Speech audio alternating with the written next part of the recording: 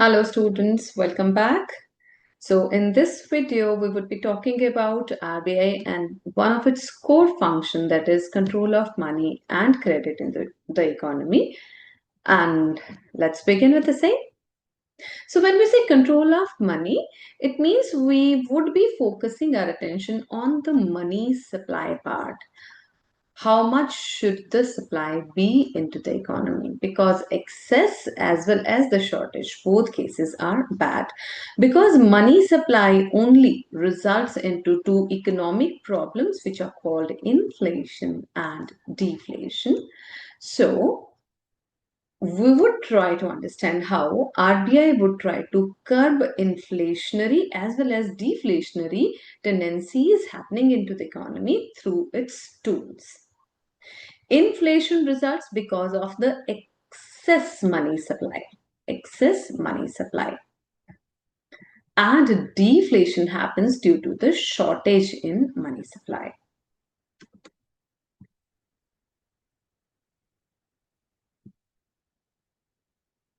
Right.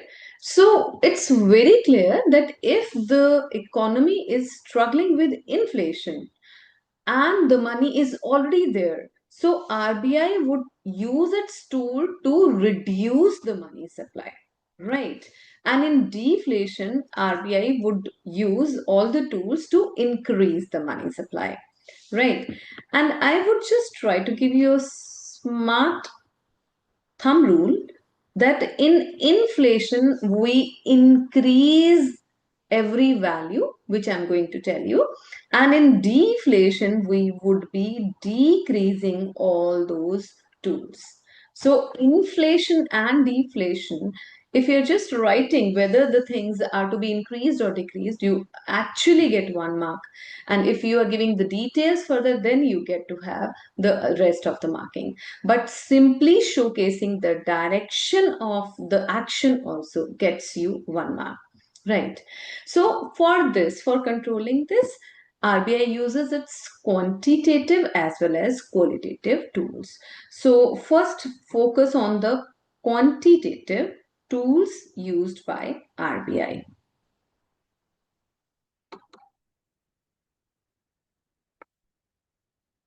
And in these tools, the very first is there is no particular nomenclature and serial. There are a number of tools, and first we are going to elaborate about bank rate. So, what is bank rate? And you must understand whenever we're talking about bank rate, students do have a difference and confusion about repo rate with this because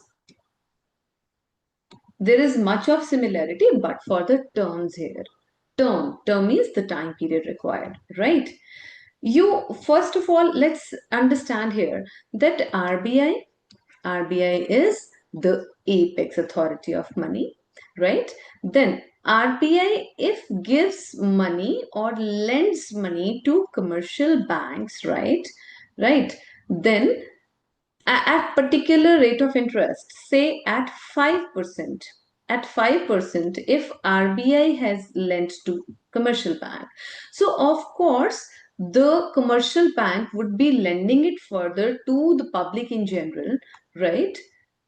And that would be maybe 8%, of course more than 5% because it has to cover its operating costs.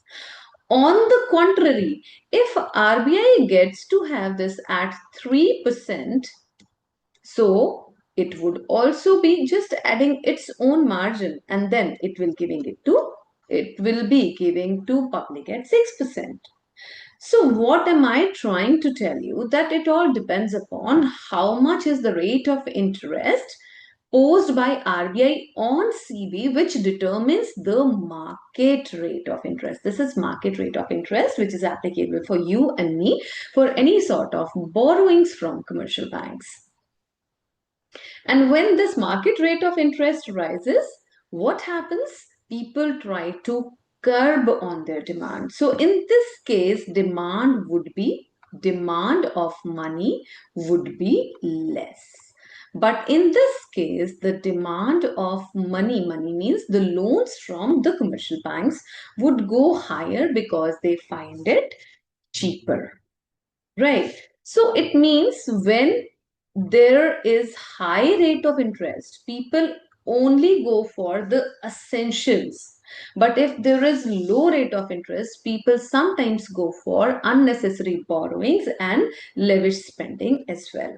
So this becomes the crux of understanding, and then we would now talk about what are the tools. So when we talk about bank rate means the rate at which the RBI lends commercial banks the money, right? How bank rate and repo rate are different, I'm telling you. Bank rate serves the long term, but repo rate serves the short term. And this is the only difference. Difference in a sense that this is the rate at which money comes down from RBI to commercial bank in both the cases, right? So it is serving the long term, it is serving the short term. So what would happen in case of inflation? Now, what is required? Inflation means money is already there in the economy.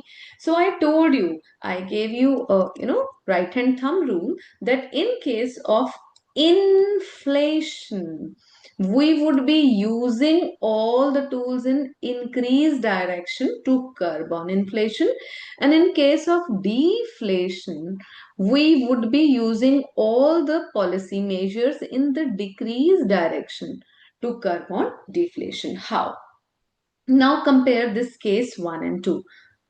Case 1 and this is case 2. Right. So in case of inflation, how the RBI would behave? RBI would increase this rate of interest, which is now instead of 3, it will make it 5. What would happen? By increasing the rate of interest, the market rate increases, and the market rate increases, and hence the demand for the loan in the market goes down. And hence, because people are demanding less, so supply would be lesser. And here it would be more supply. Supply is reduced, it means we are successful in controlling the inflationary situation. Now talk about the deflationary situation. On the contrary, if there is less money supply in the market, what does RBI want? RBI wants to increase the supply. So what would it do? It would, instead of 5, it would now charge 3. Why? Because it wants to make the market rate of interest lesser so that it induces people to demand more loan, and hence more money would be supplied into the market. This way, both side inflationary and deflationary things are controlled by RBI through its bank rate policy.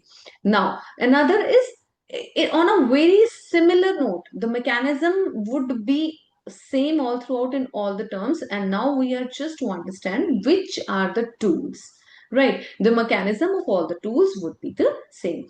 Here now, repo rate. Repo rate is also called repurchase rate. What is repurchase rate? Means in case of money requirement by commercial banks, RBI says, okay, fine. At this moment, I'm helping you by lending you money and purchasing your securities of government, right? But you have to give me my money back, and you have to take your securities back, and the time and rate, how long would it be? Means the time and rate is already decided. Time and rate, the rate of interest, and after how long it would be repurchased by the commercial bank from RBI. Because of this word repurchase, it's called repo rate, because it involves the ready agreement which is there between RBI and commercial bank, that when would the securities be bought back by commercial banks from RBI. Right. So again, the money is coming from the RBI to CB. Again, the CB would give it to public. So in case of, and this, the only difference between bank rate and repo rate is that bank rate serves long term purpose and repo rate serves short term purpose, right? So in case of inflation, that rate would be increased, because whenever the rate of interest is increased, it simply means the cost of borrowing has increased, the market rate has increased. Hence, the money supply would be curbed if inflationary tendencies are there and RBI simply increases the rate of interest. Fine. Then, this is reverse repo rate. When I say reverse repo rate, it is just the opposite of it. Here, the money is invested by commercial bank to RBI, or it is borrowed by RBI from commercial banks. Means instead of money flowing from top to bottom, now the money is moving from bottom to top. So what does it mean? Again, this is short term in nature. And here again, the repurchase and the reverse repurchase agreements are already signed between RBI and commercial banks. In this case, what happens if RBI wants that money should go less into the economy? What would it do? It would try to increase the reverse repo rate. Why? Because the commercial banks would be lured by that, and they would be parking their surplus funds with RBI, and hence money would be stopped from going into the economy to the public. So here, reverse repo rate means people now would have lesser of money if RBI is increasing its rate of interest as a trap for CB, that you give your money to me instead of putting it into the public domain, and hence the inflationary tendencies would be controlled. So this way, reverse repo rate is just the opposite of repo rate. Moving ahead, and mind you, there it's always a mandate that reverse repo rate would never be greater than repo rate. If repo rate is 4, reverse repo rate would be less than 4 all the time. It can be earlier in at some time it used to be having a gap of 1%, but it's not so now. The gap is now not mandated to be 1, but of course reverse repo rate would be lesser than the repo rate. Now let's move to the fourth point, and the fourth point is CRR. We have already read about this in credit creation, that is cash reserve ratio. Reserve means it's, touch me not flower. It's reserved. It's not to be used. It's not to be lent. So this is given and mandated by RBI for commercial banks, that they have to keep a particular percentage of their total net reserves, the demand and time deposits, right? All the demand and time deposits are kept together, and a particular percentage as given by RBI has to be kept with the RBI.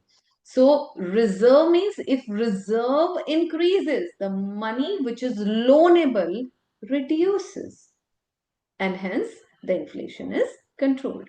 Again, I'm saying the crux of the story is, if inflation is there, what do we do and what happens? The CRR is increased, and in case of deflation, the CRR is decreased. Let's take the example of deflation as well. That deflation means money supply is less. So if CRR means reserve is reduced, so loanable funds increase, and loanable funds increase means money goes in the public domain, and hence the supply increases, and hence the deflation is controlled. The next is SLR, and SLR is statutory liquidity ratio. This is also a reserve requirement, but it's not in terms of cash. It is in terms of the liquid assets of the all the commercial banks, right? So the difference between CRR and SLR is, this is a percentage of cash deposits and this is the percentage of liquid deposits. This is to be kept with CRR to be kept with RBI, but SLR has to be kept and maintained with the banks themselves. So again, the same topic and the same logical process, that in case of inflation, the reserves, the SLRs are increased, right? So that the reserve means not to be used things, and hence the loanable funds are reduced. And then we have the sixth point as open market operation.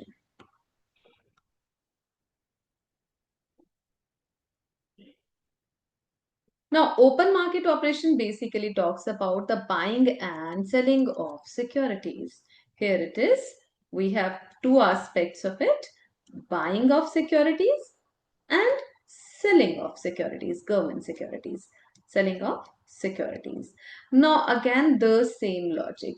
You think and you would be able to just make out how is it going to be. Buying means if RBI buys something, buys the security from the commercial bank, what would it give? It would give the money. So buying would result in increase in the money supply. This will result in the increase of money supply. But when we talk about selling of security, so if RBI sells the security, means you take the security, then you give your money back to me. Try and think about this. If this is to be sold, so if this is to be sold, the things will go and the cash will come to RBI. But if it is to be purchased, so when this is purchased, means the kind comes, but the cash is released.